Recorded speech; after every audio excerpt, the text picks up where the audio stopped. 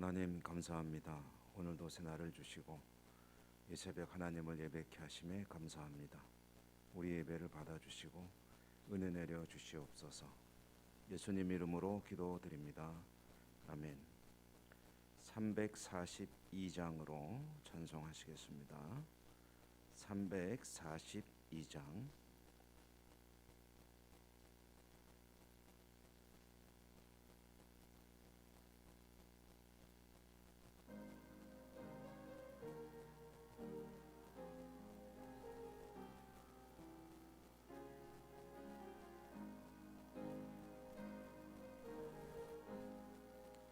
너 시험을 당해 죄 짓지 말고 너 용기를 다해 곧 물리치라.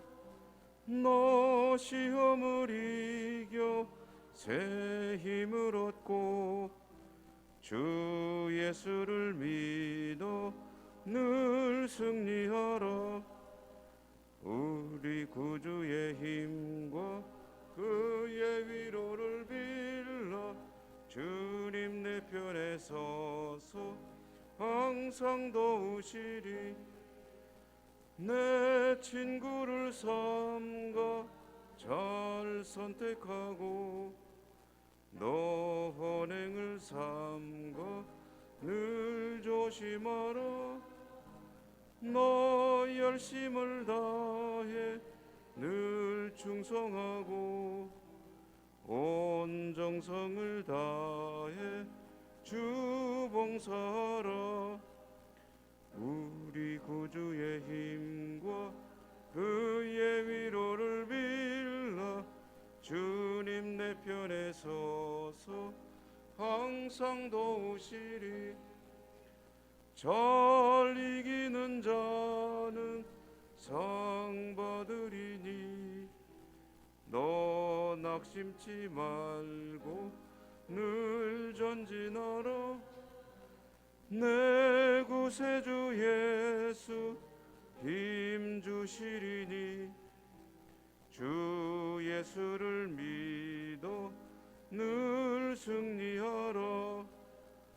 우리 구주의 힘과 그의 위로를 빌라.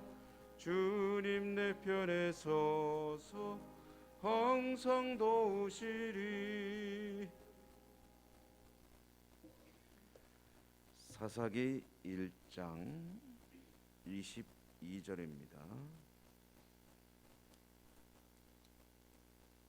구약성경 사사기 1장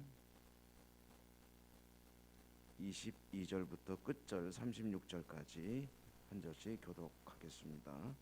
22절부터 요셉 가문도 베델을 치러 올라가니 여호와께서 그와 함께 하시니라.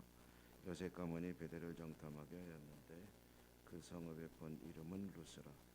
정탐꾼들이 그 성읍에서 한 사람이 나오는 것을 보고 그에게 이르되 청하노니 이 성읍의 입구를 우리에게 보이라. 그리하면 우리가 내게 선대하리라 하매 그 사람이 성읍의 입구를 가리킨지라.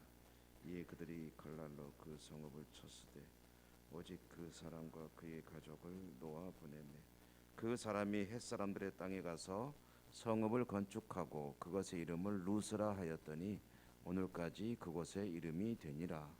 므낫세가 벳산과 그에 딸린 마을들의 다낙과 그에 딸린 마을들의 주민과 돌과 그에 딸린 마을들의 주민과 이블람과 그에 딸린 마을들의 주민과 무기또와 그에 딸린 마을들의 주민들을 쫓아내지 못하며 가나안 족속이 결심하고 그 땅에 거주하였더니 이스라엘이 강성한 후에야 가나안 족속에게 노역을 시켰고 다 쫓아내지 아니하였더라. 에브라임이 게셀에 거주하는 가나안 족속을 쫓아내지 못하며 게셀에서 그들 중에 거주하였더라. 스불론은 기드론 주민과 나할롤 주민을 쫓아내지 못하였으므로 가나안 족속이 그들 중에 거주하면서 노역을 하였더라. 아셀이 있고 주민과 시돈 과 악습과 히르와 아빅과 르홉 주민을 쫓아내지 못하고 아셀 족속이 그 땅의 주민 가나안 족속 가운데 거주하였으니 이는 그들을 쫓아내지 못함이었더라. 에스메스 주민과 베다나 주민을 쫓아내지 못함.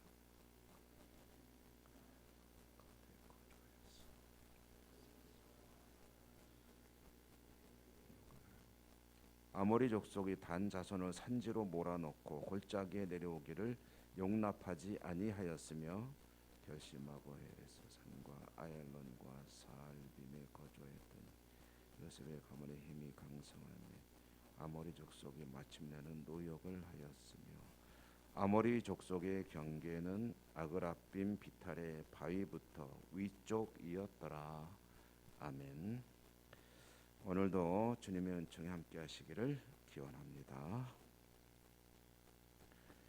오늘 우리가 읽은 말씀 사사기 1장의 내용이 여호수아에서 가나안 땅에 들어가서 가나안 땅을 정복하던 이야기들을 간략하게 이제 요점만 추려서 재반복하는 듯한 그런 내용입니다. 이스라엘은 출애굽해서 하나님께서 예비하신 땅 가나안으로 갔고 그 가나안 땅에는 이미 살고 있는 사람들이 있었고 그래서 불가피하게 그 땅을 차지하고 살기 위해서는 전쟁을 해야 했죠. 그래서 그 땅에 살던 모든 사람들을 이제 제압하고 또 그들을 땅에서 이제 몰아내고 그것에 자리를 잡고 사는 것이 하나님께서 명하신 일이었습니다. 그리고 이제 그 이야기가 여호수아에는 비교적 상세하게 나와 있고 사사기 1장에서는 그 전체적인 그 대강만 간략하게 짚어주는데 오늘 우리가 읽을 말씀은 앞에서 나오는 유다 부족, 시므온 부족의 이야기에 이어서 다른 부족들이 자기가 차지한 땅에 가서 어떻게 땅을 차지하고 또 전에 살던 주민들을 몰아내고 살게 되었는지의 그 대강을 이제 들려주는 것인데요. 그런데 이제 오늘 여러분 같이 읽으시면서 느끼셨겠지만 주로 하는 이야기가 그 땅의 주민들을 다 정복했다 또 정복 못했다 쫓아냈다 쫓아내지 못했다 하는 이야기를 들려주고 있습니다. 그들이 가나안 땅의 원주민을 정복을 못했다 또는 안 했다라고 하는 그 중요한 이유 하나가 제시가 되고 있죠. 어제 새벽에도 잠시 언급했지만은 오늘 28절 또 30절, 33절, 35절 네 차례나 나오는 말이 있습니다. 노역하였더라. 그러니까 그 가나안 땅의 원주민들을 일을 시키느라 쫓아내지 않았다 하는 이야기가 여러 차례 반복되고 있습니다. 그러니까 쫓아내지 못한 경우도 있었고 쫓아내지 않은 경우도 있었다. 이 두 가지를 이야기를 하고 있는 거죠.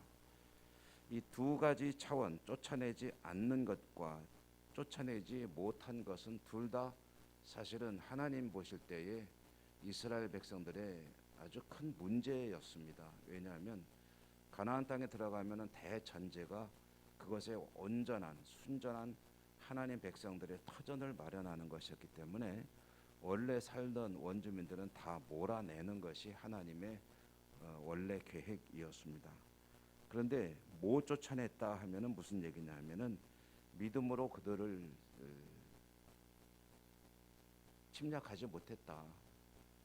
여리고성에서 대표적으로 상징적으로 보여주는 이야기가 있죠. 전쟁은 하나님께서 하시는 것이다. 그러므로 이스라엘 백성들은 어쨌든 하나님께서 크게 가지고 계신 계획에 따라서 가나안 원주민들을 다 도전하고 밀어내고 그 땅을 차지해야 되는데 그렇게 하지 못했다는 것은 가장 대표적인 이유가 그들은 철병거를 가지고 있었다. 이제 무력이 너무 세다는 거죠.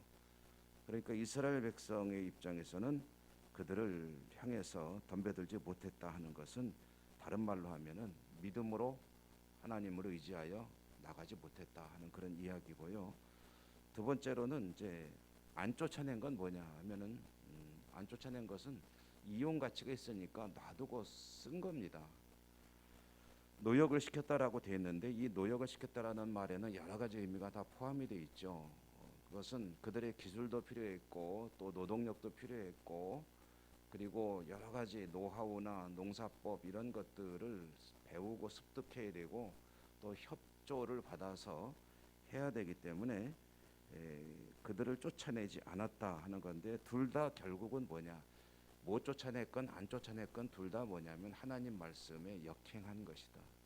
믿음으로 행하지 못했고 자신에게 유리한 방향으로 이 일을 진행하느라 하나님 말씀을 순종하지 않고 역행한 것이고 결국은 이제 불신앙을 보였다라는 이야기입니다. 그런데 여러분 이제 성경을 읽다 보시면 이 말씀이 이제 어디에 자리하고 있느냐가 중요하죠. 사사기를 시작하면서 이와 같이 가나안 땅에 들어간 이스라엘 백성들이 각자가 살아야 될 처소에서 하나님의 명령에 역행하는 불신앙을 저지르고 있었다라는 것으로 사사기 이야기가 시작이 되는 겁니다. 그러면 무슨 이야기겠습니까? 그 뒤는 그들이 얼마나 하나님 앞에서 참으로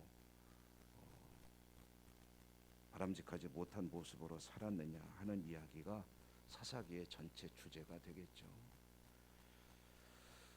하나님 말씀에 역행하는 이스라엘, 그리고 그들의 삶이 어떻게 진행이 될까 하는 것을 아주 상징적으로 보여주는 사사기의 테마와 같은 이야기가 있습니다. 한 문장으로 표현할 때 사사기에서 계속해서 반복되는 이야기 중에 하나인데요. 그것은 그들에게 왕이 없으므로 자기 자신들의 소견에 오른 대로 행하였더라라는 것입니다.